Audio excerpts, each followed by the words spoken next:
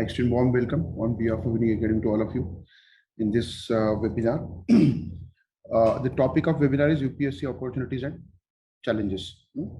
So we will talk about what this examination is little bit in detail. Not in terms of structure as such. Structure is known to everyone, but still I would talk about structure briefly. Then we would talk about what all opportunities we have as far as this examination is concerned. And then we'll talk about the challenges as far as this examination is concerned in terms of preparation, right? And I would also talk about what all things we do here as part of batch. That is different activities, preparation for preliminary examination, mains examination, and interviews, taking into consideration the expectations of the commission, right? So that is what we would discuss today.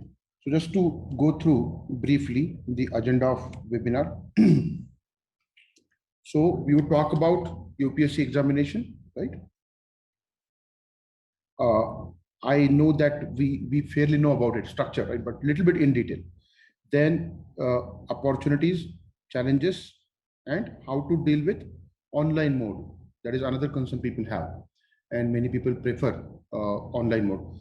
The batches that we are starting are both in online as well as offline mode, right?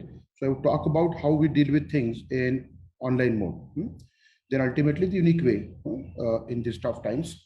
So let us go through first UPSC examination briefly. Just let me know one thing here, all of you sitting here. Are you aware of the UPSC examination? As far as structure is concerned, it is conducted in 3 stages. First stage is preliminary examination, which is a screening test, right? Second is mains examination. The crux of this examination lies in this stage because it carries 1750 marks, which are counted for the merit. There are 600 more marks, but those are qualifying language subject. So mains examination carries most of the marks in terms of ranking, right? And there is a personality test, which is popularly called as interview. But what UPSC calls is personality test, right? That carries 275 marks.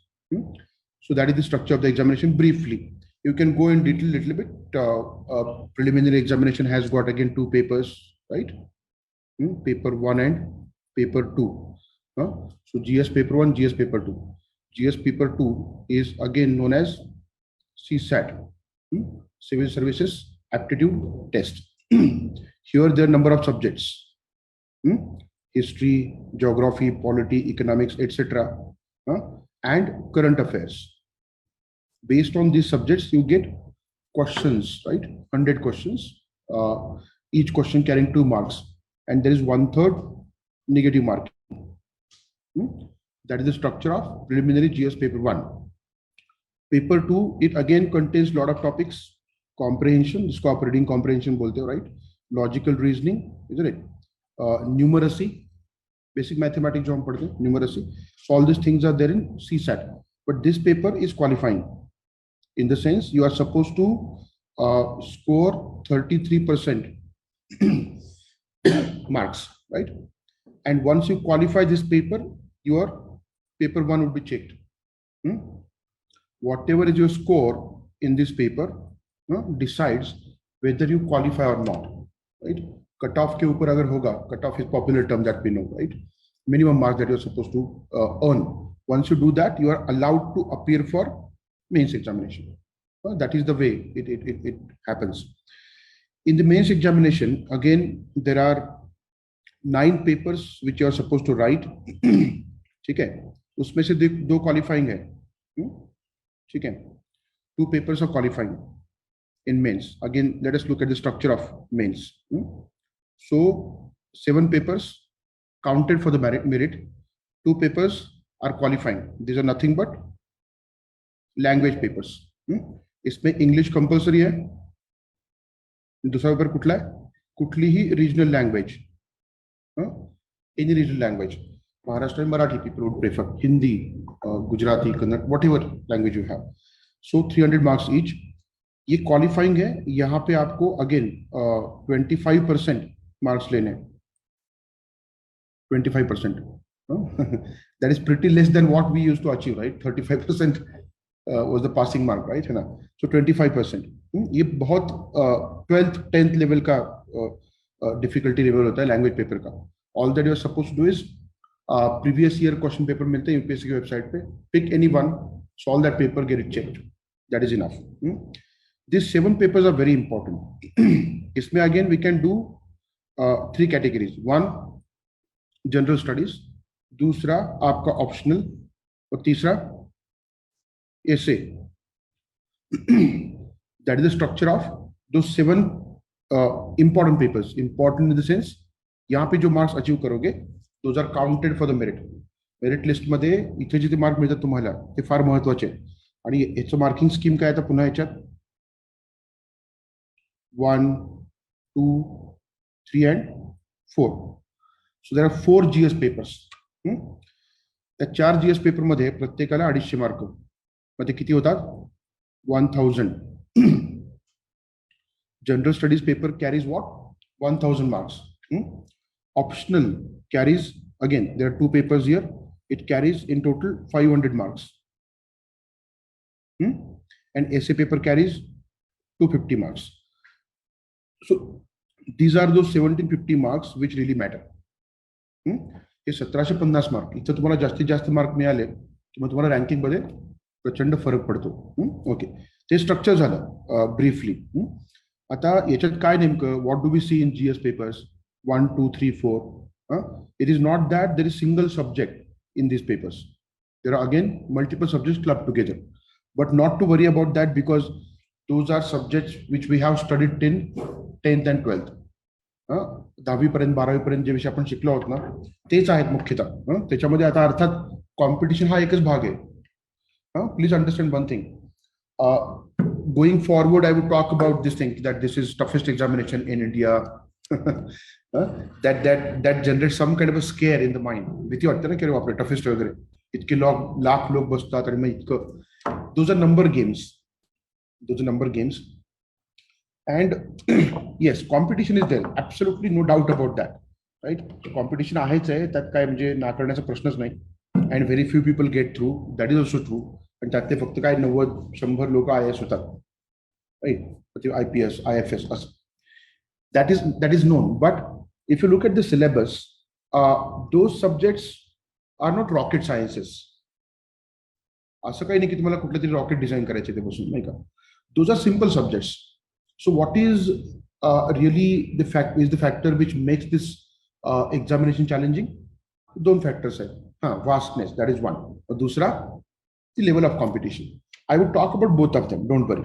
Let us look at what all things are there in these GS papers briefly. So paper 1 consists of 3 subjects broadly: history, geography, and sociology of social issues. Rather, the simple word is Indian society, which is used by UPSC, right? Again, in history, there are multiple topics: ancient medieval history, art and culture, right? Then modern history, isn't it? Then post-independence history and modern world history. So broadly, 4 components within history, right? Geography, there are 2 components. आता परत you can divide it, physical geography, human geography, you can do that. पण त्यापेक्षा there is world geography, there is geography of India, right? Then Indian society, हा specific topic आहे म्हणजे.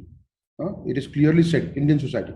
So nature of Indian society, characteristics, issues faced by Indian society, याच्यावर प्रश्न येतात. Paper 1. Paper 2 मध्ये याच्यात पुन्हा 2-3 टॉपिक करता येईल तुम्हाला. नंबर 1, पॉलिटी अँड गव्हर्नन्स असं म्हणूया आपण. हे 2 टॉपिक्स आहेत. When you say polity, again in that you have to talk about structure of Indian political system. That means you are supposed to study constitution, right? Along with that, there are certain non-constitutional bodies, isn't it? Extra constitutional bodies. ते सगळं अभ्यास करायला लागेल आपल्याला पॉलिटीमध्ये. Governance काय? बघा, structure म्हणजे anatomy म्हणतो आपण त्याला, ठीक आहे, स्ट्रक्चर. अँड इंजिनिअरिंग म्हणजे काय? प्रत्यक्षात जे ऑपरेट होतं, नाही का. Political system, when it operates in reality in society, that is political engineering. मग त्याला आपण गव्हर्नन्स असं म्हणूया. एक मशीन तयार केली, ठीक आहे, त्या मशीनचं काहीतरी स्ट्रक्चर आहे, आपल्याला माहिती असतं डायग्राम मध्ये, म्हणजे बरोबर. That structure when you study that, त्याचे पार्ट्स तुम्ही अभ्यासता, बरोबर आहे. कॉन्स्टिट्यूशन का जो स्टडी है, आर्टिकल्स पढ़ना, what kind of government we have, उसका टाइप क्या है, फेडरल है कि और क्या है ना, पार्लियामेंट, जुडिशरी वगैरह वगैरह. And when you talk about governance, it is like when you observe that machine operating in reality. कसं काम करतं ते मशीन, तसं त्याला आपण गव्हर्नन्स म्हणतो. आता सोप्या भाषेमध्ये laws, policies, schemes launch by the government to deal with social, political, economic issues. That is what is called governance. या दोन्ही आस्पेक्टचा आपल्याला अभ्यास करावा लागतो. आणि एक तिसरा कॉम्पोनंट आहे तो म्हणजे इंटरनॅशनल रिलेशन्स, आंतरराष्ट्रीय संबंध. आता international relations in a way is little bit inappropriate nomenclature. थोडंसं अयोग्य आहे का, कारण सिलेबस पाहिला तर लगेच कळतं की त्याच्यामध्ये फॉरेन पॉलिसी ऑफ इंडिया आहे. इंटरनॅशनल रिलेशन्स हा खूप मोठा विषय झाला, बरोबर. त्याच्यामध्ये फॉरेन पॉलिसी ऑफ इंडिया याच्यावर प्रश्न येतात. उदाहरण द्यायचं म्हटलं तर सध्या काय चालू आहे गोंधळ, युक्रेनचा. The crisis that is going on is Ukraine.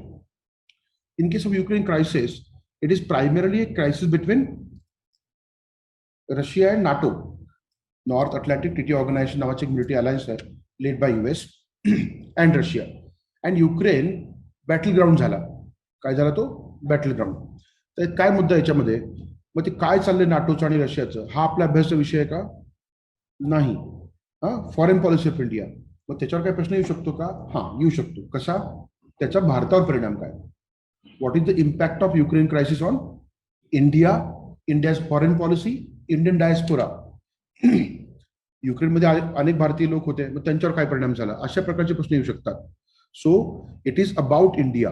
तर ते असं म्हणायला पाहिजे फॉरेन पॉलिसी ऑफ इंडिया किंवा international relation from Indian perspective. तो टॉपिक आहे. म्हणजे ते झालं paper 2. Paper 3, you know there number of topics here. खूप टॉपिक्स आहेत पेपर 3 मध्ये. इकॉनॉमिक्स आहे, बरोबर. त्याच्यानंतर ॲग्रिकल्चर आहे, बरोबर. त्यानंतर science and technology, environment ecology, disaster management, internal security. There number of topics in paper 3. And that is why त्याला केअरफुली वाचलं पाहिजे. मग ते प्रत्येक टॉपिकला किती वेटेज द्यायचं आहे, मग स्टडी मटेरियल काय, हे सगळं म्हणजे. तर ह्या 3 पेपरमध्ये एक सब्जेक्ट नाही आहे, there are multiple subjects, right. And if there is something new in UPSC examination, new in the sense जे आपण शाळेत वगैरे अभ्यासलेलं नाही आहे, ते म्हणजे एथिक्स अँड इंटिग्रिटी. पेपर 4 असा कुठला फॉर्मल सब्जेक्ट नव्हता शाळेमध्ये, राईट. अलीकडे आला असेल तो भाग वेगळा. फार तर नीती शिक्षण व्हायचं, मूल्य शिक्षण, नाही का. Moral values. So ethics and integrity is little bit new topic where you are suppose to understand ethical ideas, philosophies, right. आणि ते काही फार अवघड नसतं, समजून घेता येऊ शकतं आपल्याला डिस्कशन मध्ये. अँड देन सेकंड पार्टमध्ये केस स्टडीज असतात. You are given a particular situation, you are supposed to come up with solutions to that, and you justify which solution you prefer. So case studies, that is the structure of paper 4. याचा अर्थ काय रे? This is pretty vast syllabus. So that is one challenge that we are supposed to deal with. ते बोलतोच मी challenge बद्दल. Then you have to choose one optional subject, right? In the previous format there were 2 optionals. Now there is only one optional, which has got 2 papers, 250 marks each. You have a wide range of choice as far as option is concerned. But कधी कधी काय होते, खूप choice असली गोंधळ उडतो माणसाचा, नाही का. आणि ऑप्शनलच्या बाबतीमध्ये प्रचंड गोंधळ मी पाहतो दरवर्षी. People are confuse always in terms of which optional to choose, right? There are some simple criteria with which you can choose your optional. First and foremost is interest. Are you interested in that topic? जो subject तुम्ही choose करताय त्यामध्ये तुम्हाला interest आहे का. Subjects कोणते आहेत रे, खूप मोठी लिस्ट आहे. The long list. Popular subject that we know is political science, international relations, history, economics, geography, anthropology has become very popular, sociology. The number of subjects, right? There are even these subjects: mathematics, physics, chemistry, some engineering subjects like mechanical engineering, civil engineering, electrical engineering, and there are number of literature subjects: Marathi literature, Hindi literature, Bengali वगैरे. तर खूप मोठी list आहे ती UPSCच्या वेबसाईटवर किंवा notification मध्ये तुम्हाला ती मिळेल.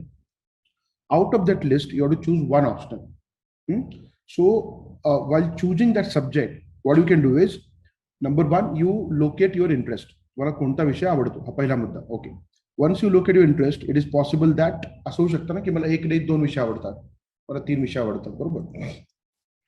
Ones you shortlist 2 or 3 subjects, right, याचे मग सिलेबस बघायचे. Go through syllabus carefully. असं बऱ्याचदा होतं, it happens that I like a particular subject, and then you go through the syllabus and you understand की काहीतरी वेगळंच काहीतरी म्हणून. असं घडलंय. एक मुलगा आला होता, इकॉनॉमिक्स घ्यायचं होतं त्याला. He said, I am interested in economics. I said, okay, you go through syllabus. Next day he came, he said, I'm not going to prefer economics. त्याला विचारलं मी कशामुळे, तर म्हणे पेपर 2 मध्ये मॅथमॅटिक्स खूप आहे, मला ते नको आहे. म्हणजे इट डिपेंड्स, राईट. ग्राफ्स म्हणा किंवा मॅथमॅटिक्स. तर मुद्दा काय की आपल्याला वरवर एखादी गोष्ट आवडते. दुसरं एक उदाहरण सांगतो मी तुम्हाला. मुलं येतात म्हणे सर पॉलिटिक्स घ्यायचं आहे, ऑप्शनल सब्जेक्ट. ठीक आहे, पॉलिटिक्स नावाचा ऑप्शनल सब्जेक्ट नाहीच आहे. There is no subject called politics. ठीक आहे, मग त्याला तुम्ही पॉलिटिक्स ज्याला म्हणता, मग तो कोणता विषय आहे? त्याला PSIR म्हणतात, पॉलिटिकल सायन्स इंटरनॅशनल रिलेशन्स. नावातच 2 गोष्टी आहेत ना त्याच्या. There are 2 clear things, right. One is political science, मग त्याच्यामध्ये पॉलिटिकल थेरीज येतात, फिलॉसॉफीज येतात. त्या प्लेटो पासून मार्क्स पर्यंत अनेकांच्या इन डेप्थ फिलॉसॉफी अभ्यासायला लागतात. People prefer PSIR because Indian people like politics, right? Right. And when they come here and they see इधर politics कुछ है ही नहीं, प्लेटो पढ़ना पड़ रहा है, वो भी एंशिएंट ग्रीस का, right? That makes their life difficult. So when you choose your optional, doesn't matter which optional, you first go through syllabus. Once you locate your interest, go through syllabus. Second criteria, previous year question papers. Previous year question papers. बऱ्याचदा असं होतं की you like a subject, syllabus पण चांगला वाटला, when you go through the questions तिथं असं वाटतं की नाही, मी काही फार कम्फर्टेबल नाही answering this questions. Every person has got a kind of strength and weakness, right. प्रत्येकाचं स्ट्रेंथ आणि विकनेस असतं. म्हणजे तुम्हाला एक उदाहरण सांगतो. समजा PSIR समोर लिहिलाय म्हणून हा विषय घेतला मी. PSIR आहे, त्याच्यानंतर फॉर एक्झाम्पल हिस्ट्री आहे, त्याच्यानंतर फॉर एक्झाम्पल जिओग्राफी आहे. Okay, now I tell you one thing. These subjects, nature of this subject is very different, and this subject या फिर सोशियोलॉजी इज व्हेरी डिफरंट. ठीक आहे, याच्यामध्ये काही फार थेरीज नाही आहेत. This is quite technical subject. History is descriptive analytical. इतर लक्षात तुमच्या फार फार जास्त डेप्थ नाही त्याच्यामध्ये अनालिसिसची. ठीक आहे, डिस्क्रिप्टिव्ह आहे. दीज आर थिरोटिकल सब्जेक्ट्स, आणि मी त्याच्यामध्ये काही इम्प्लिमेंटेशन सुद्धा आहे. म्हणजे आता those people having that kind of aptitude म्हणजे बरं का, लक्षात घ्या. somebody likes theory and somebody likes technical subjects. याच्यामध्ये कोण मोठा आणि कोण छोटा मुद्दा नाही आहे. मुद्दा काय, the person has different aptitude, one who is preferring theory and the other person has different aptitude. Accordingly you suggest the optional, right? That is what we do. ठीक आहे, आम्ही असं कधीच करत नाही की तुम्हाला कधी सांगून दिलं हे घे बाबा. नंबर ऑफ टाइम्स असं बऱ्याचदा झालंय की पर्सन कम्स अँड सेज की सर मला मॅथमॅटिक्स घ्यायचं. आम्ही त्याला सरळ सांगतो, यू गो फॉर इट, फक्त बघ थोडंसं काय काय, कारण गायडन्स मिळत नाही वगैरे वगैरे. असं होत नाही की आम्ही मॅथमॅटिक्स घेत नाही तर तू हा नको घेऊ, हा घे. येते का लक्षात? वी नेव्हर डू दॅट, कारण ultimately it is your examination. आणि काहीतरी चुकीचं आम्ही सांगितलं तुम्हाला किंवा तुम्ही तिकडे ट्रबलमध्ये जाता, आम्ही नाही. लक्षात. त्यामुळे तुम्ही एक लक्षात घ्या, you should always be careful वाईल चुझिंग optional. जो काही गोंधळ आहे ऑप्शनलचा सुरुवातीला संपवा, तो वर्षभर चालू देऊ नका. ओके, तर इथं क्रायटेरिया काय लावला जाईल मग त्या व्यक्तीकडून? What would be the criteria from that person? What is your aptitude? एक बार क्वेश्चन देखा आपने, क्रिटिकल एग्जामिन, इवैल्यूएट, इस तरह के सवाल आ रहे हैं, तो वन में थिंक दैट मुझे इस तरह के सवाल नहीं चाहिए, I want plain simple questions, right. वहां पे दोनों का डेप्थ उतना ही है. There is one myth regarding optionals, ये छोटा है, ये बड़ा, ऐसा नहीं होता. थोड़ा सोचो ना, यूपीएससी इतनी पागल तो है नहीं कि किसी को थोड़ा छोटा ऑप्शनल दे, किसी को बड़ा दे. इतना तो सोचेंगे ना वो लोग कि सभी का ऑलमोस्ट उतना ही हो. If you talk about this subjects, इनका वर्टिकल डेप्थ बहुत ज्यादा है एंड हिस्ट्री का हॉरिजॉन्टल है, तो देखने के बाद ये सब्जेक्ट बड़ा लगता है. पढ़ते समय दोनों उतने ही होते हैं. किती खोले माहित नाही ना आपल्याला, पण समोर दिसतं ना हे हिस्ट्री एवढं मोठं म्हणून. There is one myth about history, very vast, but every subject has got a different kind of vastness, either depth or in terms of scope, है ना. दोन्ही विचारात घ्यायचं. अगेन तुम्हाला काय, आता तोच मुद्दा आहे की व्हॉट यू वॉन्ट हे ठरवायचं. म्हणजे की आपल्याला समजा टेक्निकल विषय हवा आहे, यू गो फॉर जिओग्राफी. ठीक आहे, यू वॉन्ट डिस्क्रिप्टिव टॉपिक, आपका मेमोरी अच्छा है, you can write based on what you read, है ना. History, if you have analytical ability, critical thinking, go for PSIR, sociology, इस तरह के subjects. So it is about aptitude as well. और ये कब पता चलता है? When you look at syllabus and previous year question papers. तो 3 फैक्टर हो गए, interest, syllabus and previous year question paper. Fourth factor is, पहले यहां पे लिख देता हूं, fourth factor is guidance. See this is competition. ये यूनिवर्सिटी का एग्जामिनेशन तो है नहीं जहां पे कुछ लिख दिया आप पास हो गए, राइट. यहाँ पे merely getting some marks doesn't really yield any kind of dividend. तुम्हाला काही फायदा होत नाही. तुम्हाला काय करायला लागतं, रँक मध्ये यायला. अनफॉर्च्युनेटली ये फॅक्ट है, right. You have to be there in the top 700 1000 जितने भी पोस्ट है, right. For that you need to evaluate your own preparation. और ये राइटिंग का एग्जामिनेशन है क्योंकि यहाँ पे 70-50 मार्क राइटिंग के हैं. अरे उत्तर लिहावी लागतात. म्हणजे लिखाणाची परीक्षा ही 1750. मग तुम्ही जे काही लिहिता त्याला किती मार्क पडू शकतात हे चेक करायला नको. ठीक आहे, तर आपण टेस्ट सिरीज असं म्हणतो. त्यामुळे गायडन्स अवेलेबल आहे का हे बघायचं. आय एम टेलिंग यू, मी तुम्हाला हे पुन्हा पुन्हा सांगतोय की आपल्याकडे एक लिस्ट आहे. युनिकमध्ये आपण काय काय ऑप्शन घेतो ती लिस्ट आहेच म्हणजे. पण तुम्हाला त्यातला कुठला सब्जेक्ट आवडतच नाही किंवा जमतच नाही तर आम्ही हे सांगतो की तुम्ही गायडन्स बघा कुठे अवेलेबल आहेत. If the guidance is available you go for it. पण नसेल तर रिस्क घेऊ नका, कारण नोबडी कॅन बी सेल्फ जज.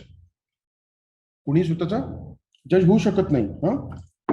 आणि म्हणून थोडंसं एक तो फॅक्टर येतो की गायडन्स असलं पाहिजे.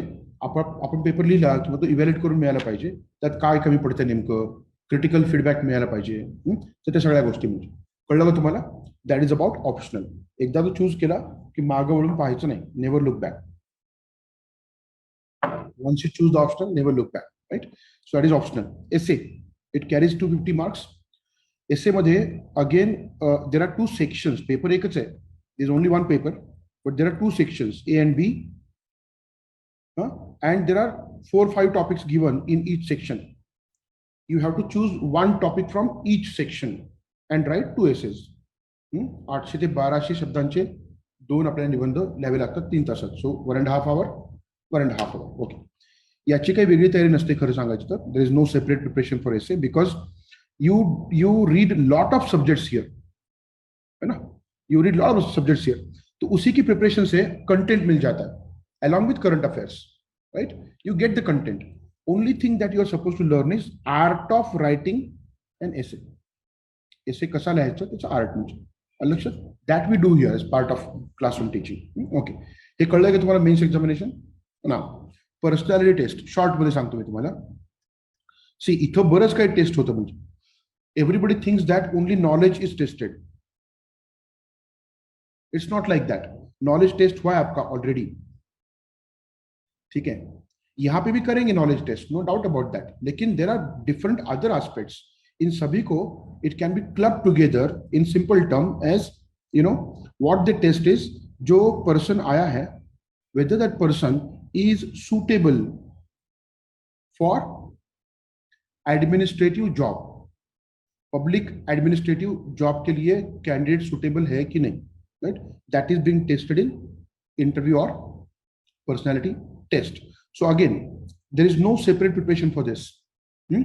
Already आप जो पढ़ते हो that has to be revised, understood continuously. current affairs पढ़ना, आपके subject से वो पढ़ना, right? जो ग्रेजुएशन किया है उसके बारे में थोड़ा सा रिवाइज कर लेना. And there is something called DAF, detailed application form, जो आप फिलअप करते हो मेंस के लिए.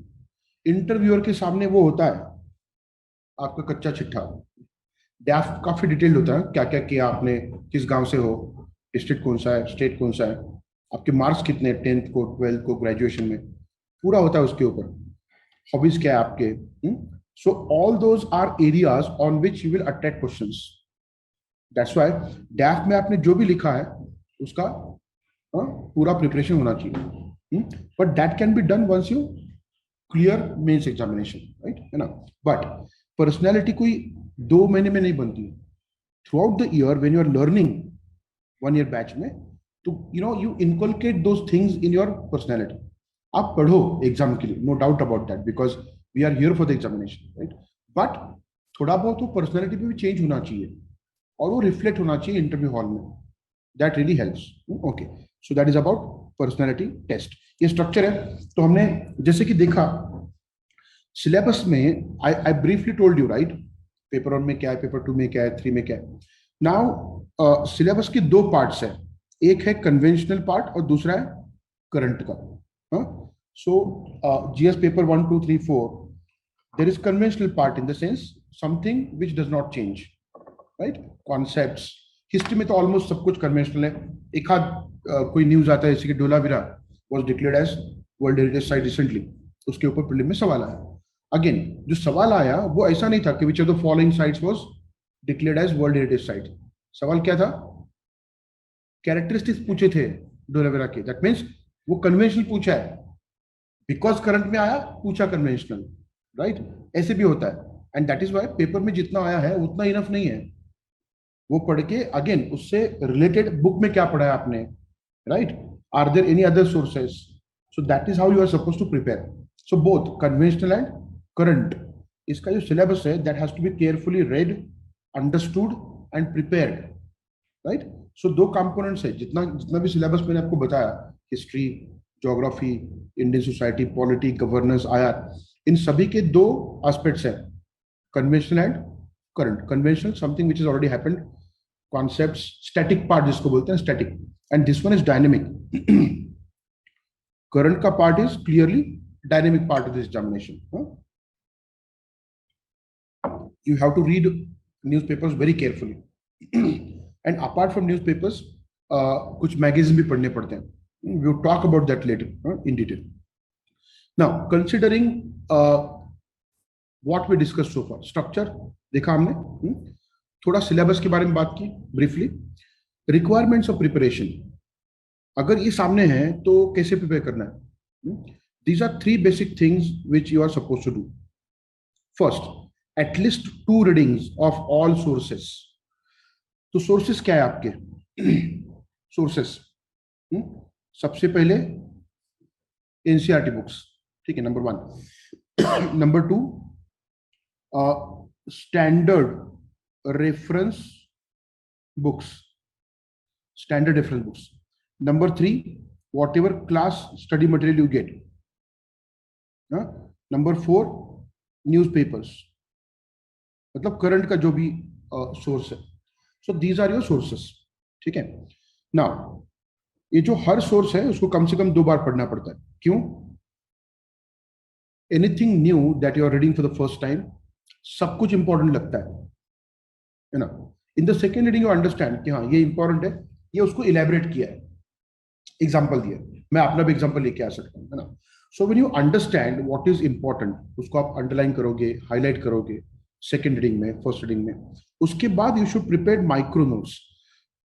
ये कोई फैंसी वर्ड नहीं है, ऐसे बोलने के लिए बोल दो माइक्रो नोट्स, है ना. It is not a fancy word. Why? हमने देखा जीएस के 4 पेपर है. एग्जामिनेशन का डे 1, मैं नहीं कह रहा हूं कि एग्जाम का डे 1, ऐसे बता रहा हूं जिस दिन जीएस के शुरू होते हैं उसका डे 1. डे 1 पे आफ्टरनून सेशन में you have, sorry morning session में you have GS paper 1, afternoon session में you have GS paper 2. Next day immediately morning session GS paper 3 and afternoon session you have GS paper 4. याचा अर्थ काय? 2 दिवसात 4ही paper किंवा लिहावे लागतात. Paper 4 आहेत, विषय किती आहेत? मला सांगा, आपण रिवाइज करू शकणार आहे का? तो उसके लिए माइक्रो नोट्स, जो रिक्वायरमेंट है एग्जाम का वही बता रहा हूं, ठीक है. There is nothing which is not related to examination. परीक्षेची गरज काय व त्यानुसार काय करायला पाहिजे, इतकं ती साधं आहे. लक्षात तुमच्या? तर गरज अशी आहे की तुम्हाला कमीत कमी वेळेमध्ये जास्तीत जास्त सिलेबस रिवाइज करता आला पाहिजे. मग तो कसं करता येईल? कमीत कमी शब्दामध्ये तुमच्या नोट्स तयार झाल्या पाहिजे, मिनिमम वर्ड्स. जनरली ये होता है कि can I use somebody else's notes. उसका प्रॉब्लम क्या है? जिसने नोट्स बनाए उसने बुक पढ़े पहले, है ना, तो उसके माइक्रो नोट देख के वो आंसर लिख सकता है. आप किसी के नोट्स लेते हो तो क्या होता है पता है क्या? You are only reading at phrases. तो आप क्या लिखोगे उसके बेसिस पे? उठा के उसमें रख दोगे ना, तो 150 शब्दों में क्या लिखोगे फिर? ठीक है. Even if you go for somebody else's notes, you should read the original books and make your own additions in that note. Customize करो ना खुद के लिए, खुद का तो लगना चाहिए वो. वो तभी पॉसिबल. सी, अगर मैंने कुछ बुक पढ़ के नोट बनाया है ना, so I know book as well as my note, तो नोट देख के मैं लिख सकता हूं. Because I have done both the things. Book में आर्टिक्युलेशन होता है, अभिव्यक्ती म्हणतो आपण त्याला. म्हणजे थोडक्यात सांगायचं तुम्ही कसं लिहिता, तुमची गोष्ट लिहून तुम्ही कसं सांगता, इतकं साधं आहे. पण हे करायला थोडं पुस्तकं वाचणं गरजेचं आहे. ते स्किप करून चालत नाही, कारण शेवटी परीक्षा लिहिण्याची आहे. एमपीएसचं कसं आहे, दोन्ही एमसीक्यू आहे रे, ते चालतं म्हणजे दॅट इज डिफरंट. पण इथे तुम्हाला उत्तर लिहायची आहेत आणि ऑप्शनमध्ये तर खूप लिहायचं आहे. एसे 2 मोठे एसे लिहायचे तुम्हाला. तर त्यासाठी ते लिहिण्याची जी काही पूर्वतयारी आहे त्याचा भाग म्हणून वाचन खूप चांगलं पाहिजे, आणि म्हणून ते वाचायचं. ते 2 रिडिंग्स कधी स्किप नाही करायचे. Never skip this 2 readings. Then ह्या 2 गोष्टी झाल्यानंतर काय सांगतो बघा, ह्या 2 गोष्टी झाल्यानंतर then you go for rigorous answer writing practice and test series. बरीच मुलं काय करतात, मेनी स्टुडंट्स कमेंट से की सर डेली आन्सर रायटिंग करू का? अरे कसं काय करणार, वाचन झालंय का? डेली आन्सर रायटिंग कोणी करावं? ज्यांचा अभ्यास पूर्ण संपलाय ते परीक्षेला जात आहेत म्हणजे they should do this. But those people who haven't even covered syllabus, they cannot talk about answer writing. तो सिलेबस एक बार ठीक से पढ़ लो, माइक्रो नोट्स बनाओ, एंड देन जितना राइटिंग करना है करो ना. राइटिंग प्रैक्टिस करने में टाइम जब आप डाल देते हो तो ये माइक्रो नोट्स रह जाते हैं, and then you come in trouble here.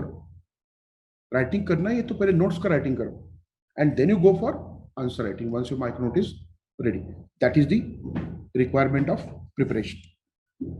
Now opportunities क्या है, थोड़ा सा फील गुड है ना, ठीक है. Why people come here, in the sense UPSC examination का तैयारी क्यों करना है लोगों को. सबसे पहला फैक्टर, और ये बहुत प्रैक्टिकल है, ठीक है, नो फंडे, practical thing, stable and prestigious jobs and career. ठीक है, मुझे सोशल सर्विस करना है, देश को बदलना है. एक second, let's take a break and understand this. Everybody wants what, a stable job, right. And हर इंसान प्रेस्टीज चाहता है, स्टेटस, राइट. वो सब कुछ इस जॉब में है. You get decent amount of money, right? You have a government job which comes with power. There's no doubt about that. Everyone wants power, isn't it? है ना, सोशल सर्विस बोलते सभी है, लेकिन सभी के मन में ये होता है ना कि पावर, सोशल सर्विस ही करनी है तो आमटे को ज्वाइन करो ना, प्रकाश आमटे को, है ना. नाउ अदर थिंग, ये बात सही है कि once you get in the authority you also get a chance of serving your nation. That is there, no doubt about it. लेकिन प्राइमरी क्या है, एक स्टेबल सिक्योर जॉब, है ना. और ये क्लियरली बोलो, कोई प्रॉब्लम नहीं है उसमें, ठीक है. और जब आप स्टेबल रहोगे तब कुछ कर पाओगे सोसाइटी के लिए. That is the basic thing, right, है ना. सो stable and prestigious job, career, है ना. आप सोचो ना रे, आईआईटी के लोग, आईएम के लोग इधर आके प्रिपरेशन कर रहे हैं, मतलब what is prestigious, this examination and the post that you gate. Last year IIT का, दिल्ली आईआईटी का लड़का था, वो हो गया आईएएस, है ना. बात यह है कि उसने आईआईटी मतलब he would get very good job, right. यहाँ पे बाहर quite recognized kind of degree है, फिर भी दे आर कमिंग हियर. हाँ, उसके अलग अलग रीजंस है. एक तो ये है, हाँ, प्रेस्टीज है, पावर है. दूसरी बात, the kind of career you get, वहां पे मोनोटोनी नहीं है. It is not monotonous. एक बार कोई एक जॉब ले लिया ना तो people get into the same kind of work through out their life. कोई भी जॉब ले लो, मैकेनिकल जॉब होगा, कंस्ट्रक्शन सिविल का जॉब होगा, या फिर आईटी का जॉब होगा, राइट, या फिर टीचिंग का job, whatever, you get into some kind of a defined stuff, right. Doctor का काम क्या होता है, हर रोज जाओ पेशेंट देखो आ जाओ. इंजीनियर का काम क्या होता है, जो भी काम वो करता है वो हर रोज करो, है ना. यहाँ पे हर रोज नए चैलेंजेस हैं, अपॉर्चुनिटीज है, right. Very fascinating kind of career. Are you getting this? And लोगों के बीच में job, that is another thing, right. You are working among the people for the people, that gives you a lot of satisfaction. तो ये बहुत एक important aspect is job का, and that is why people put in a lot of efforts to get into these positions, right. So no doubt about that, stable, prestigious, satisfactory career and job. And again, एक बार ये हो गया ना तो society मतलब आपको sir पे लेती है. ठीक है. No other examination get such kind of focus, media का. ठीक है, ये बात भी गलत है एक तरह से देखा जाए तो. गलत मैं इसलिए बोल रहा हूँ, कुछ लोग बहुत डिप्रेशन में चले जाते हैं, and some people are committed suicide, which is very very wrong. Society ने इस तरह से नहीं करना चाहिए, किसी को इतना सर पे बिठाया, है ना. ठीक है, there are other jobs as well which are equally important, but ये एक ऐसा जॉब है जहां पे आपको एक बहुत बड़ा डोमेन मिल जाता है, राइट. एज अ करियर देखो उसको, लाइफ एंड डेथ नहीं. It is a wonderful opportunity, no doubt about that. I want to try. समझ लगा तुम्हाला? There is always a chance of failure. कोई भी कंपटीशन हो उसमें फेलियर का परसेंटेज होता है, राइट? है ना? Unfortunately if will end up there. हाँ, तो एक मूवी निघाला ना प्रवीण तांबे का काहीतरी. कौन प्रवीण तांबे? हाँ, ठीक है. पॉइंट क्या है कि हमको 11 प्लेयर दिखते हैं क्रिकेट के who are playing for India. What about those number of players who have been trying? वहां पे 11 ही सीट है. यहाँ पे 700 800 1000 है, राइट? तो ये हो सकता है. उसके लिए you should be ready for it. Always keep a plan B. वो कैसा भी हो, कीप अ प्लान बी.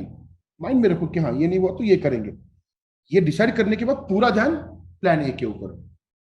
प्रत्येकाने मी काय सांगतोय ते, कुठे डिप्रेस व्हायचं नाही, है ना? 6 अटेम्प्ट का दिलेले आहेत? पण युपीएससीला माहिती आहे की एक्झाम टफ आहे. एखादा चांगला माणूस पहिल्या अटेम्प्टला होऊ शकत नाही, दुसऱ्याला नाही होणार. They also know it, right? They don't want to leave good people, right? तर हे सगळं डोक्यात ठेवायचं.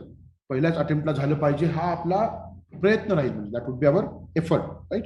गोल राहील, एम राहील. पण नाही झालं म्हणजे गुन्हा घडला किंवा ते जीवन संपलं असा तो प्रकार अजिबातच नाहीये. हे लक्षात घ्या.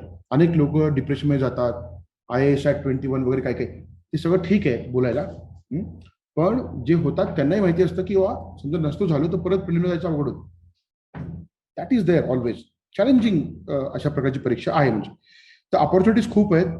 Again you have choice in terms of post, right? तुम्हाला ऍडमिनिस्ट्रेटिव्ह जॉब पाहिजे का, सिव्हिल ऍडमिनिस्ट्रेशन का, तुम्हाला क्रिमिनल पोलीस ऍडमिनिस्ट्रेशन पाहिजे, लॉ अँड ऑर्डर, रेव्हेन्यू मध्ये काम करायचं का तुम्हाला, का फॉरेन पॉलिसीमध्ये काम करायचं तुम्हाला, अकाउंट्स मध्ये काम करायचंय का, रेल्वेमध्ये काम करायचंय का, ऑर्डिनन्स फॅक्टरीमध्ये काम करायचंय का. खूप जास्त वेगवेगळ्या पोस्ट आहेत. म्हणजे number of post are there in number of fields, right? So your choice and ranking याचा मेळ घातला जातो. Those 2 things are check and accordingly are given the post. So it is very good opportunity to get into the desired post. There are many people who give different kind of preferences.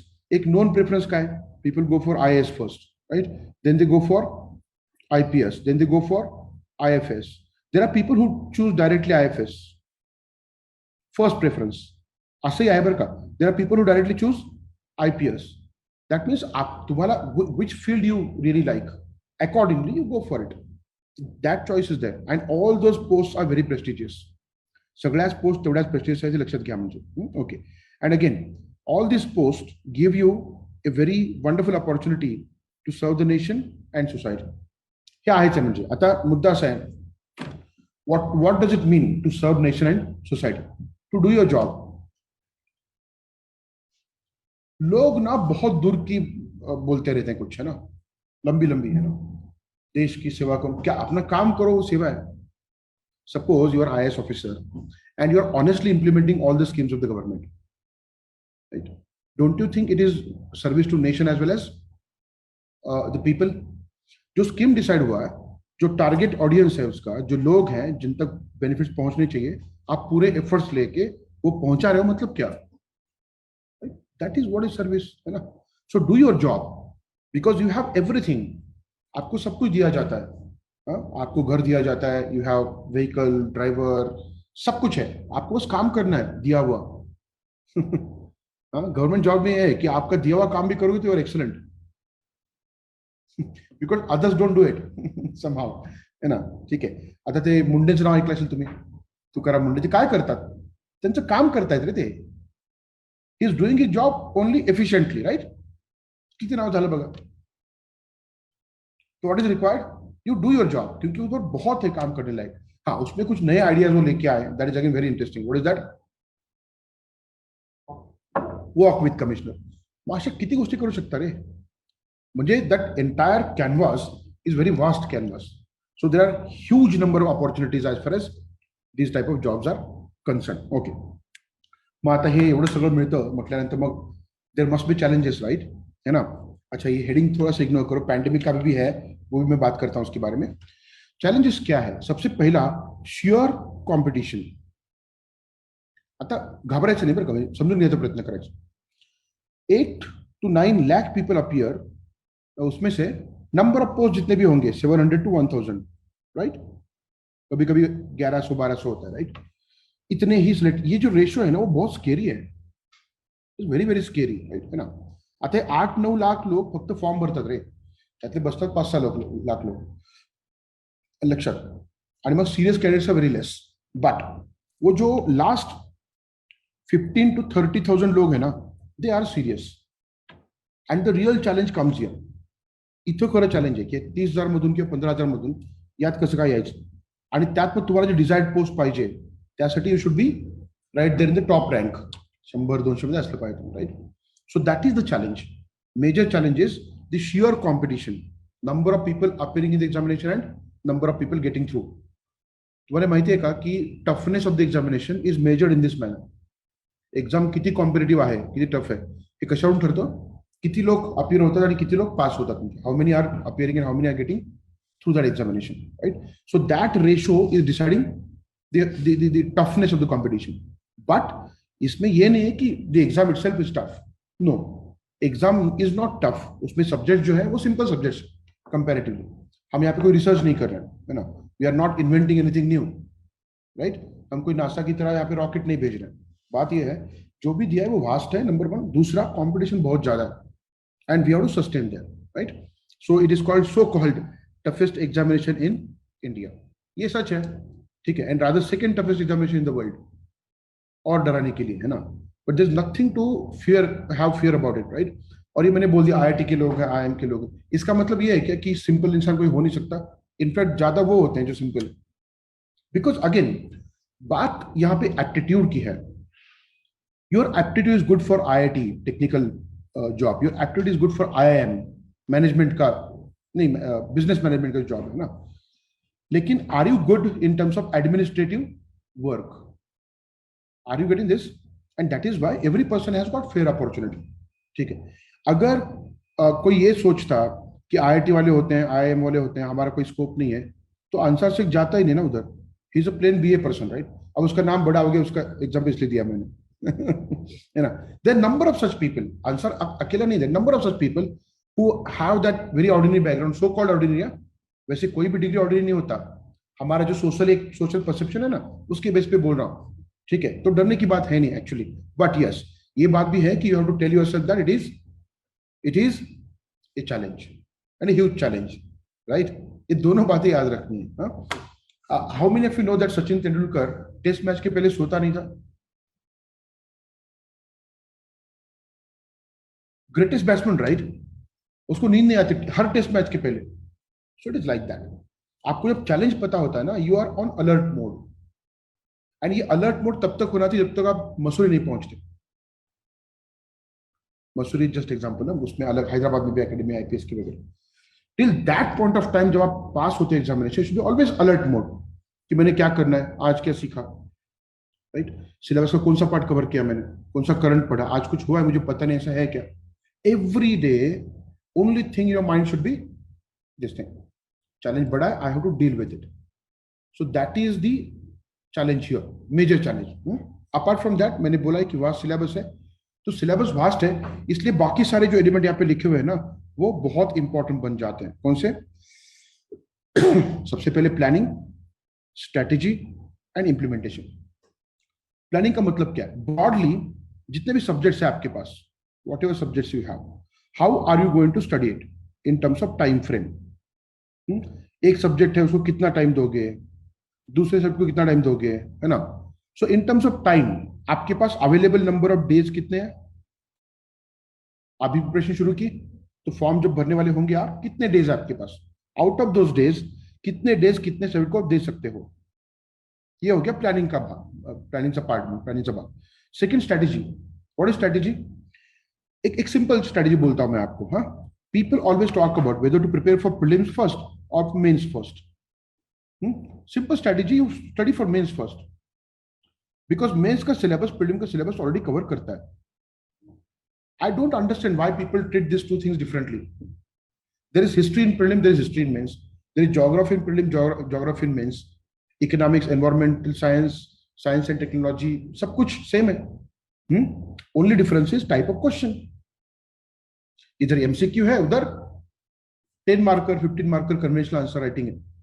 So strategy ये बोलता है, you should prepare thoroughly for the mains and give 5 to 7 months for prelims, before prelims. That is sufficient. So this is strategy कि आपने पहले क्या पढ़ना है, बाद में क्या पढ़ना है। पहले मेंस की टॉपिक पढ़ो and then go for prelims. ये एक सिंपल स्ट्रेटेजी बता दी मैंने, है ना। There could be different other strategies. एक एग्जांपल के तौर पे, if you have got enough time, first thing is basics को पढ़ना, बेसिक कॉन्सेप्ट्स, है ना। इसको you give 1.5 month, right. Then reference books का रीडिंग, नोट्स मेकिंग, इसको मेंस का around 8 months, right.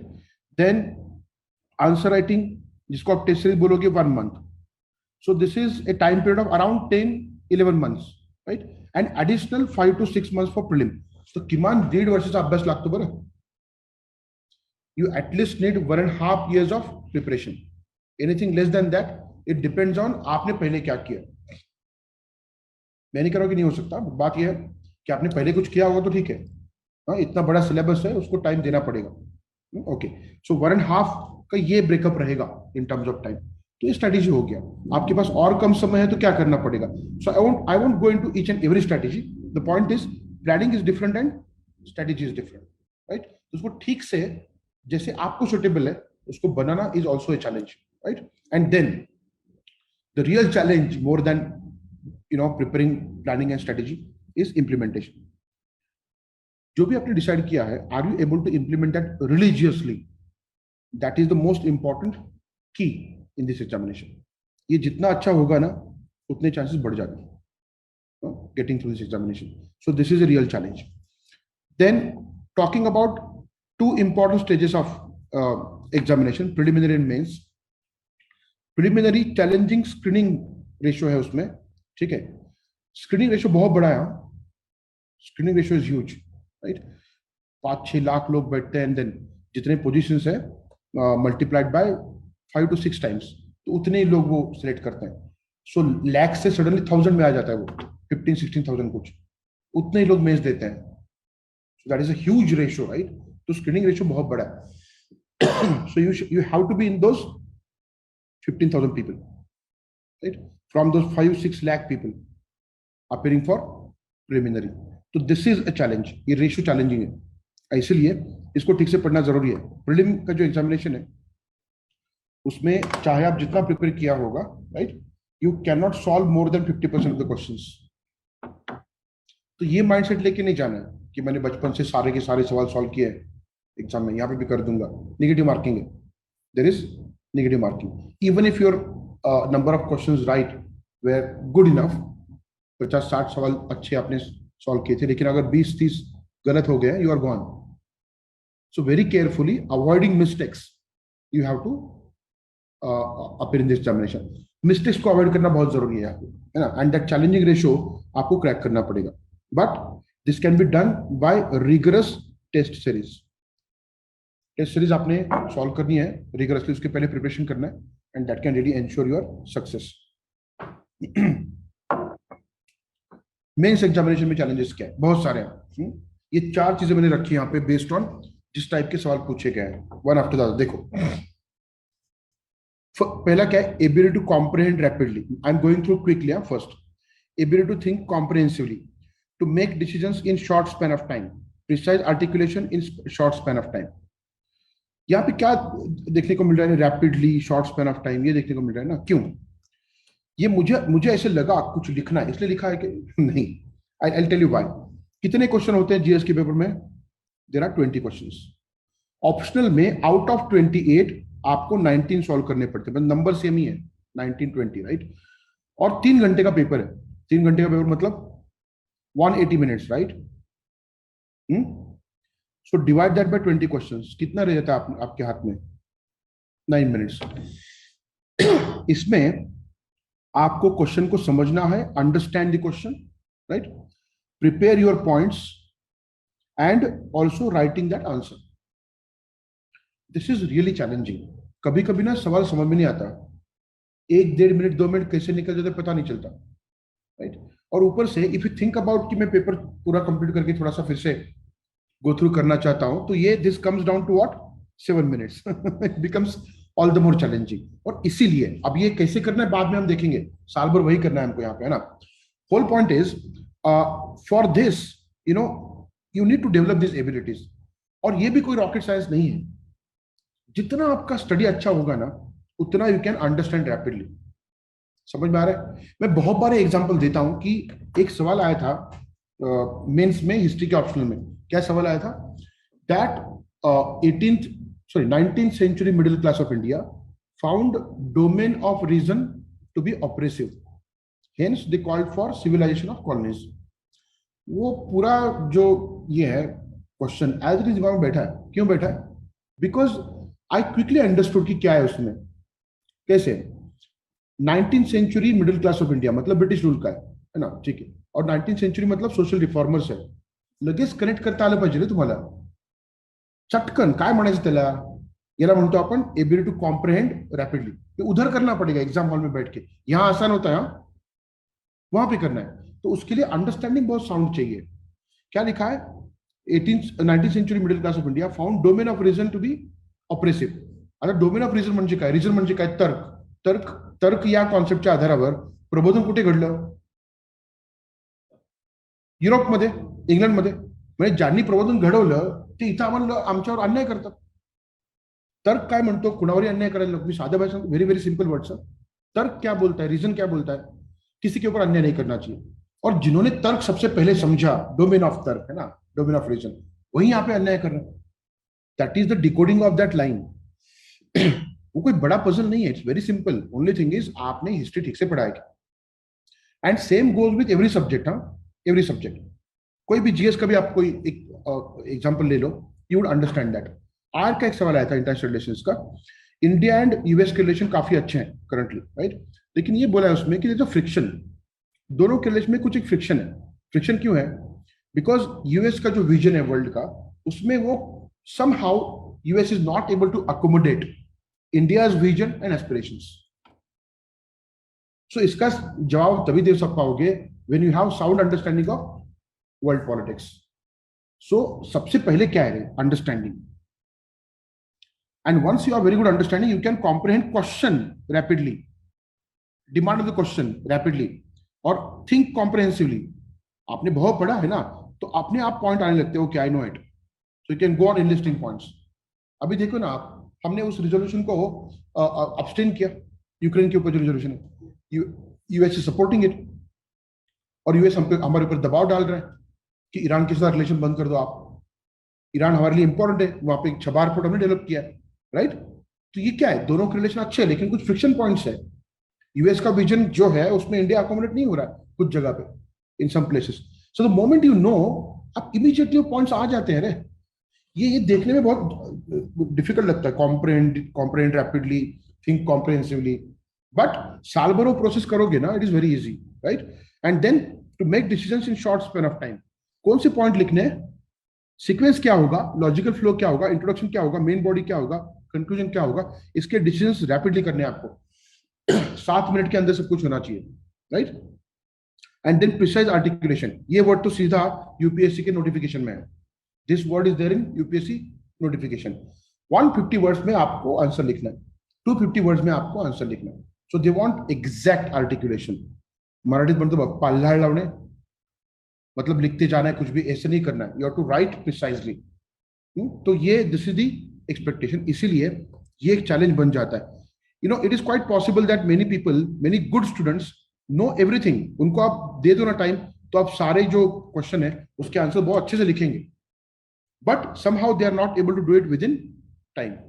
That's why they don't get through. तो यहाँ पे ये एक चैलेंज है कि जो भी करना है, बेस्ट करना है, वो कम से कम समय में करना है। That is how it works, right? Okay, so mains examination का ये चैलेंज है। नाउ ये पैंडेमिक की वजह से बहुत सारे प्रॉब्लम्स हुए। There are some people who are preferring online mode, तो उनके लिए कुछ चीजें। When that pandemic came and lockdown हुए, तो हमारे लिए भी ट्रबल था। एक बैच आधा खत्म हो चुका था, क्या करें, है ना? सो आधा गए छोड़े उसको, है ना? तो हमने ऑनलाइन मोड शुरू किया था, जूम प्लेटफॉर्म यूज करके। So since couple of years now we are having that habit. पहले नहीं था, इट वाज डिफिकल्ट। मेरे लिए तो बहुत मुश्किल हो गया था।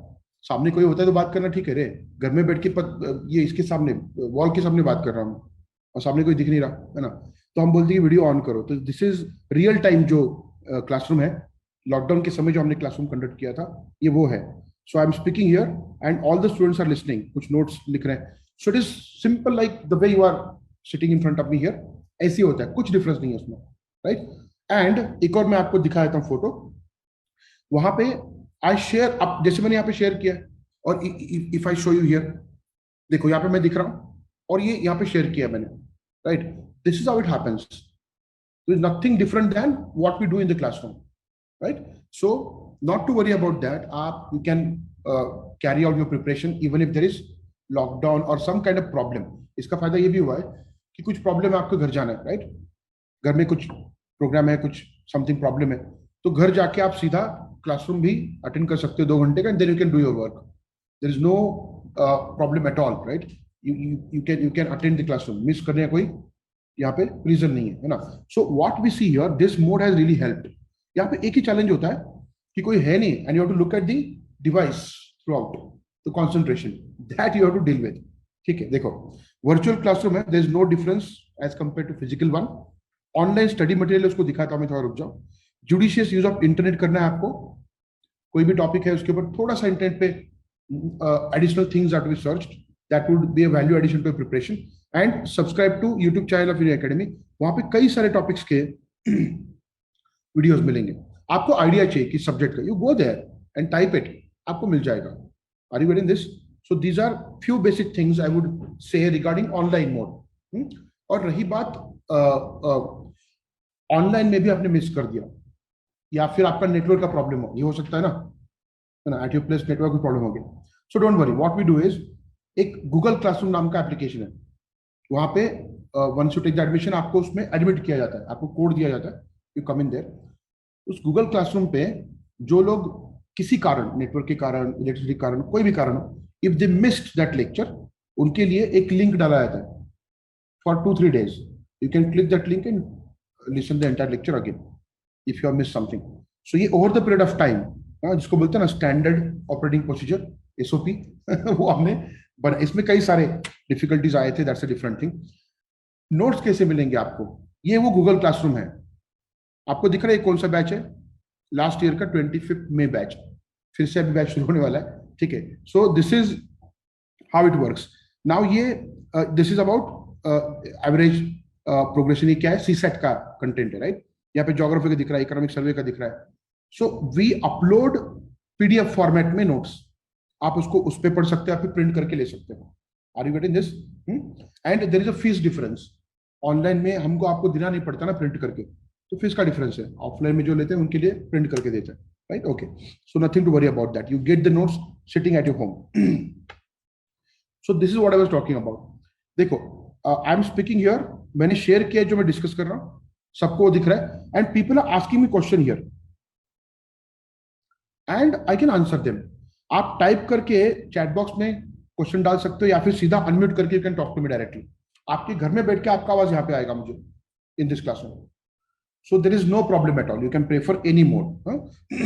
नाउ द यूनिक वे, ये क्या है, what all things we do here.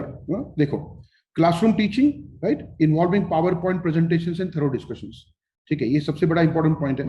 Power point से फायदा क्या होता है, दोनों मतलब टीचर एंड स्टूडेंट दोनों को पता है कि क्या चल रहा है exactly, there is a reference point, right, है ना, एक रेफरेंस पॉइंट है कि हाँ ये डिस्कस करें, जहाँ कि आप something that we are doing right now, है ना, दैट रियली हेल्प्स। दूसरा थरो डिस्कशन, ठीक है, whatever I was discussing, आपको ये फील आया क्या कि I was connecting that to the examination, कि डिमांड क्या है एग्जामिनेशन का, सवाल किस तरह के आ रहे हैं, तो उसके बेसिस पे there would be thorough discussion. Okay, then extensive dedicated current affair session, आपके अलग से as part of batch current affair के सेशन होंगे। रिलेवेंट स्टडी मटेरियल मिलेगा आपको कन्वेंशनल टॉपिक्स के ऊपर भी और करंट अफेयर्स के ऊपर भी, जो मैंने समझाया आपको दोनों टाइप के सिलेबस के पॉइंट से। ई स्टडी मटेरियल मैंने अभी दिखाया आपको पीडीएफ फॉर्मेट में, you would get that uploaded on the Google classroom as well as physical copies. जिन्होंने ऑफलाइन बैच के लिए एडमिशन लिया they will get physical copies. Answer writing sessions conduct किए जाएंगे, जहां पे आपको, अच्छा बाय द वे, कुछ आंसर राइटिंग सेशंस हमने रिकॉर्ड करके यूट्यूब पे भी डाले हैं, तो at least I can tell other subjects का भी है। I have discussed how to write answers of history, so that's why I said कि आप उसको भी सब्सक्राइब करो, वहां पे मिल जाएगा।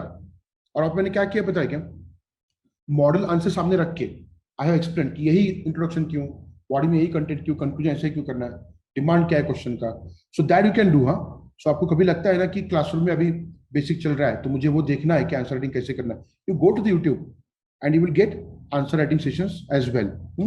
टेस्ट सीरीज क्रिटिकल इवैल्यूएशन होगा, डिटेल्ड पर्सनलाइज्ड फीडबैक मिलेगा। मेरे पास बहुत सारे पेपर पड़े हैं इस लैपटॉप के ऊपर, I can show you if you have time. Her page पे क्या लिखा है आपने, गलतियां क्या है, वहां पे एडिशनल पॉइंट्स क्या आने चाहिए, all those things are written by us while evaluating your paper. मैंने आपको 10 में से 4 मार्क दिए, 4 क्यों दिए, राइट, 6 क्यों नहीं? तो उसके लिए आपको मार्जिन में दिखेगा कि ये पॉइंट्स नहीं दिखे इसलिए 4। तो 2 काम हो रहे हैं, एक you are understanding where are you, plus 6 पाने के लिए क्या करना है वो भी मिल रहा है आपको। That is called critical feedback. बस मार्क्स देके निकल जाना ये नहीं, what is missing, what is expected, तो ये चीजें भी उसमें आ जाती है। That is called critical evaluation. Then interaction with successful candidates. And by the way, इसके पहले ये जो क्रिटिकल इवैल्यूएशन है ना, इसकी वजह से कुछ लोग नाराज भी होते हैं। Student came to me, sir आप कुछ ज्यादा ही क्रिटिकल करते हो, सब मार्क ही नहीं देते। मैंने बोला उसको कि तुझे अब मार्क चाहिए कि बाद में उधर चाहिए एग्जामिनेशन में? बोलता है सर उधर ही चाहिए। तो ये टेस्ट सीरीज है ना, यहाँ पे आई वुड ग्रिल यू। एक बात बताओ मुझे, क्रिकेट तो आप जानते होंगे ना, तो आप जितना डिफिकल्ट बॉलिंग प्रैक्टिस में खेलोगे उतना आसान कहाँ होगा एक्चुअल मैच में? स्कोर कहाँ करना है, नेट प्रैक्टिस में कि मैच में? देन नेट प्रैक्टिस में तो क्रिटिकल ही होना चाहिए, आपको ग्रिल किया जाना चाहिए, right? You should be grilled completely, that we do here. ठीक है, without discouraging students. Then interaction with successful candidates, we do this regularly. There are many students of Unique who are working in different states cadre में, right? Whenever they get time, we organize interactive sessions. और जो immediate toppers है उनके तो होते ही हैं, बहुत सारे YouTube पे वीडियोस पड़े, you can see that। यहाँ पे भी आएंगे वो लोग। Interview preparation, mock interviews with critical feedback and video recording, so ये भी किया जाता है, अभी चल रहा है इंटरव्यू का, mock interviews are going on. तो वहां पे the candidate comes with a DAF, detailed application form, तो उसको हम क्वेश्चनर बना के देते हैं कि क्या क्या सवाल आ सकते हैं तुमको, है ना, पूरा एक लिस्ट है ना। अकॉर्डिंगली ही can prepare and then mock interviews and उसका क्रिटिकल फीडबैक उसी में, और दोनों का video recording, all this things you get as part of preparation. Now upcoming batches, briefly information दे रहा हूं मैं एट यूनिक एकेडमी। बैच में ये सब कवर होता है, प्रीलिम का जीएस, सीसैट, मेंस के चारों paper, essay, comprehensive updated study material, prelims test series, interview guidance, issue based frontline on every Friday. So all these things are done as part of the batch. ठीक है, as part of the batch. Then upcoming batches 23rd मई को आ रहा है, recently है ना, होगा। English medium का batch है, राइट? 13 जून को है, 4 जुलाई को है। मराठी मीडियम 23rd मई, 4 जुलाई। Okay, so these are batches. Weekend batch भी है, 16 जुलाई, सैटरडे संडे को लेक्चर्स होंगे। And these optionals are available at Unique Academy. So political science, PSR, geography, history, sociology, public administration, economics, anthropology and agriculture, these are available options here in Unique Academy. Okay, now very important thing, batch कब शुरू हो रहा है यहाँ पे दिखाया मैंने आपको, 23rd मई। इस बैच के लिए, for this batch, what we are doing is, please pay attention, 9th May से 20th May तक, these are free lectures, free introductory lectures of all the subjects by respective faculty members. So please do attend, देख लो एक बार कि क्या है उसमें। ठीक है, बैच ज्वाइन करना नहीं करना, that's different thing, but this is open to all. So do not wait for that 23rd May to come. This is kind of आपके लिए कि हाँ क्या क्या होता है यहाँ पे। So attend these lectures online or offline mode में, whatever is convenient to you. So do not consider that batch is starting on 23rd May, so I would come to classroom on 23rd May. No, 9th May से we have all the introductory lectures. देखो, introduction to civil service examination by Honorable Tukaram Jadhav sir, director of the academy. Then history would be taken up by me. World history, Jawad Kaji sir. Indian polity, Praveen Patil sir. Ethics, integrity, aptitude, Vikrant Bhosle sir. Geography, Dr. Amar Jagtap sir. Science, Tech, Environment, Dr. Amit Ahire sir. Indian society, key issues, Leena Bhangle madam. International relations, Jawad Kaji sir. Economics and social development, Dhirendra Kumar sir. तो ये सारे जो lectures हैं would be conducted without any kind of fees, so please attend them. Batch 23rd को, लेकिन 9th में से you please attend those lectures. Similarly for Marathi medium, Marathi माध्यमाच्या बॅचसाठी बरं का, आपण तोच प्रकार करतोय, वेगळं काही नाही. परत तोच मुद्दा, 23 मे ला मराठी मीडियमची बॅच सुरू होते, आणि मग 9 मे पासून ते 20 मे पर्यंत सगळ्या विषयाचे पुन्हा तुम्हाला इंट्रोडक्टरी लेक्चर असतील त्या फॅकल्टी मेंबरकडून. तेच विषय सगळे. म्हणजे आता फक्त मुद्दा एवढाच आहे, टायमिंग पाहून घ्या. बघा, 23 मे ची इंग्लिश मिडियमची बॅच 8 ते 10 सकाळी, 8 to 10 English medium, 8 to 10 Marathi medium, 4 to 6 PM. That is the only difference, rest other things are same. तो ये जो लेक्चर्स होंगे इंग्लिश मीडियम के, जो फ्री लेक्चर्स हैं 9 से, दोज आर एट 8 AM सकाळी 8 वाजता 8 AM, और दिस इज 4 PM दुपारी 4 वाजता. कळलं का? Okay. So this is what I wanted to discuss today as part of this webinar. Subscribe the Unique Academy's YouTube channel and press the bell icon for latest updates and videos.